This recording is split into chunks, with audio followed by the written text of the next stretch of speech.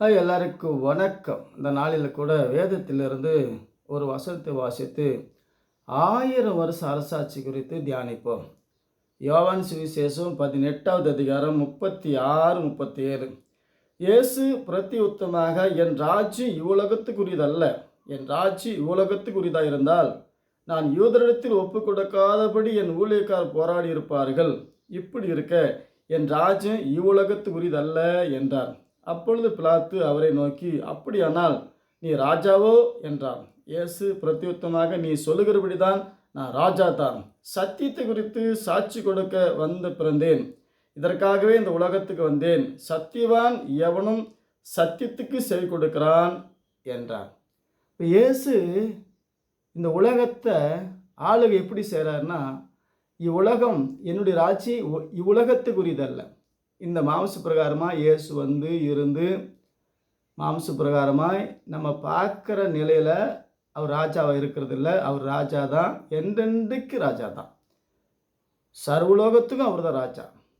அவர் இந்த பூமியில் இந்த உலகத்தை மாம்ச பிரகாரமாக நம்மளை மாதிரி இருந்து சாப்பிட்டு தூங்கிட்டு இல்லை. இயேசு மாம்சத்தில் பிறந்தார், 33 வருஷம் இருந்தார், வேறு பரிமாணத்துக்குள்ளே போயிட்டார்.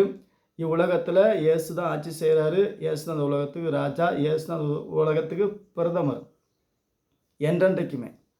ஆனால் 1000 வருஷ அரசாட்சியில் இயேசு எருசலேமில் இருப்பார் அப்படின்னா இல்லை, அப்படி இல்லை. இயேசு நமக்குள்ளே இருப்பார். இப்போ என்ன செய்கிறாரு? எப்படி சீசர்கள் படகுல அடித்தளத்தில் நித்திரையாக இருந்தார், அது மாதிரி இப்போ நமக்குள்ளே முத்திரையாய் நித்திரையாக்கிறாரு. 1000 வருஷம் அரசாட்சி ஆரம்பித்தா முத்திரையை உடைத்து சொன்னதெல்லாம் நடக்கும், கேட்டதெல்லாம் கிடைக்கும். 1000 வருஷம் அரசாட்சியில் இயேசு எருசலேமில் இருக்கிறாரு, வனாந்தத்தில் இருக்கிறாரு, அறை வீட்டில் இருக்கிறாரு. சொன்னால் போவாதீங்க, நம்பாதீங்கன்றார். இப்போ கிறிஸ்து உங்களுக்குள்ளே இருப்பார். அந்நாளிலே அதை அறிவீர்கள், அந்நாளிலே அதை அறிஞ்சு கொள்வோம். 1000 வருஷம் அரசாட்சியில் இயேசு எருசலேமுக்கு ராஜாவாக இருப்பதில்லை. என்றென்றைக்கு ராஜா நமக்குள்ளே இருக்கிறார். நம்ம தான் இந்த பூமியில் ஆளுகை செய்ய போகிறோம். 1000 வருஷம் அரசாட்சி ஆரம்பித்தா புறஜாதிக்கு ரட்சிப்பு கிடையாது. இப்போ 2000 வருஷமாக யூதருக்கு சுவிசேஷம் தடை பண்ணி வைத்திருக்கிறார். அப்போ 1000 வருஷம் அரசாட்சி புறஜாதி நிறைவான உடனே யூதருக்கு சுவிசேஷம் அவங்க மூலமாகவே அவங்களுக்குள்ள ஒரு தீர்க்கதரிசி எழுப்பி, இயேசுதான் வழி, இயேசுதான் கிறிஸ்து, இயேசுதான் மெர்சியா என்று அவங்க கற்றுக் கொடுப்பார்கள். அதுக்கு உண்டான விளக்கத்தை தேவன் கொடுப்பார். புறஜாதிக்கு அப்பமும் மீனும் கிடைக்கும். அதுக்கு மேலே அநேகர் முயற்சி பண்ணுவாங்க, அவங்களால கூடாத காரியம். ஆகவே புறஜாதி நிறைவாகும் வரைக்கும் இந்த சுவிசேஷம் சொல்லப்படும். அதுக்கு பின்னாடி சுவிசேஷம் சொல்லப்பட்டாலும் அவங்களால புரிஞ்சுக்கொள்ள முடியாது, ஏற்றுக்க முடியாது. நித்திரை மயக்கம் அடைந்து தூங்கி விட்டார்கள். நோவா காலத்தில் எப்படி 120 வருஷம் பிரசங்கம் பண்ணி ஒரு ஆளு கூட வரல. காட்டு மிருகங்கள், நாட்டு மிருகங்கள் ஜோடி ஜோடியாய் வந்தது. ஆனால் நாட்டில் வாழ்கிற அறிவாளிங்க, புத்திசாலிங்க ஒரு ஆளு கூட பெட்டகத்துக்குள் வரல. அதே போல் தான் 1000 வருஷம் அரசாட்சியில் நீ சுவிசேஷம் சொன்னாலும் கேட்பாங்க, மீனத்தம்பாங்க, இயேசுவே நமக்கு சோத்துன்னுவாங்க, சோறு தின்னுவாங்க, சோத்திரம் போடுவாங்க. ஆனால் ரட்சிக்கப்பட மாட்டாங்க, முழு ஹிருதயத்தோடு விசுவாசிக்க மாட்டாங்க. ஒரு பாவனை, அதாவது லவுதேக்கிய சபை கொளுத்து அப்படியே உலக பிரகாரமாக வாழ்ந்து அப்படியே இறுதியம் மந்தமாக இருக்கும். ஐஸ்வர்யமுள்ள சபையாய் உலகமே சபைத்தான் சமுதாயத்தை ஆளும். இயேசுதான் ராஜா. அவரை எங்கும் தொழுது கொள்ளுற காலம். எருசலேமில் மாத்திரமல்ல, எங்கும் பிதாவை எங்கும் தொழுது கொண்டு யூதருங்க 1,44,000 பேர் ரட்சிக்கப்பட்டு அவங்க சகல ஜாதியும் உலகத்தை கட்டுப்படுத்துவாங்க.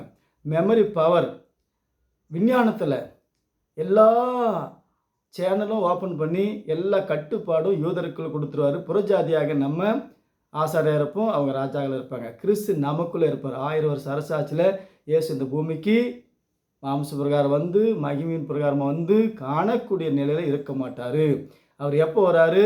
உலகம் முடியும் போது. 1000 வருஷம் அரசாட்சி முடிஞ்ச உடனே மணவாட்டி ரகசிய வருகை எடுத்துக்கொள்ளப்படும்.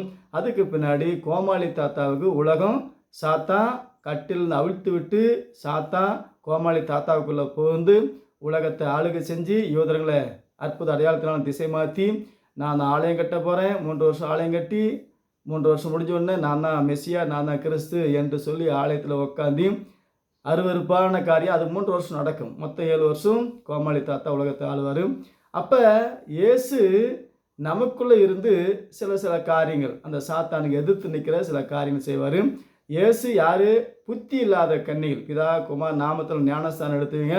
1000 வருஷம் அரசாட்சி முடிஞ்ச உடனே கைவிடப்பட்டு அங்கே சாத்தானுடைய ஆட்சியில் அப்போ போராடணும். அவங்க இரத்த சாட்சியாக மறிக்கணும். அப்போ தான் அவங்களுக்கு பாடு போராட்டம் என்னன்னு தெரியும். ஆனால் எப்படி ஏனோக்கு எடுத்துக்கொள்ளப்பட்டானோ, நோவா காலத்தில் அழிவுக்கு முன்னாடி ஏனோக்கு எடுத்துக்கொள்ளப்பட்டானோ, அதே போல் 1000 வருஷம் அரசாட்சி முடிஞ்ச உடனே எடுத்துக்கொள்ளப்படுவோம். புத்தி உள்ள கன்னி 100% தேவனுக்காக சாட்சியா இப்பொழுது வாழ்ந்தவர்கள் சாகா வரம் பெற்று 1000 வருஷம் வாழ்ந்து ரகசியவர்கள் எடுத்துக்கொள்ளப்படுவார்கள். இயேசு உலகம் முடியுமோ தான் பகிரங்கமாக வருவார். அதுக்கு முன்னாடி நமக்குள்ளே இந்த உலக முடிவு பிறகு சகல நாட்டு நம்மளோட கூட இருக்கிறார். 1000 வருஷ அரசாட்சியில் கிறிஸ்து நமக்குள்ளே இருந்து அற்புத அடையாளம் செய்வதை அந்நாளிலே புரிஞ்சு கொள்ள முடியும், அறிஞ்சு கொள்ள முடியும், தெரிஞ்சு கொள்ள முடியும். அதே வேத பகுதியை நம்ம வாசித்து விசுவாசித்து யோசித்து கிறிஸ்துவோடு நடந்து 1000 வருஷ அரசாட்சி சுதந்திரிப்போம். 1000 வருஷ அரசாட்சி என்னைக்கு ஆரம்பிக்குமோ தெரியாது. ஆரம்பித்தா அது புரியும். தேவனுடைய ஞானம் அறிவு புத்தி உள்ளவர்கள் தேவனுடைய வார்த்தையை புரிந்து கொள்வார்கள், அறிந்து கொள்வார்கள், தெரிந்து கொள்வார்கள். ஆகவே இதை நாம் எதிர்பார்த்து விசுவாசித்து ஒவ்வொரு நாளும் கடந்து வருவோம். கர்த்தர் உங்களை ஆசீர்வதிப்பார். மீண்டும் சந்திப்போம். ஆமென்.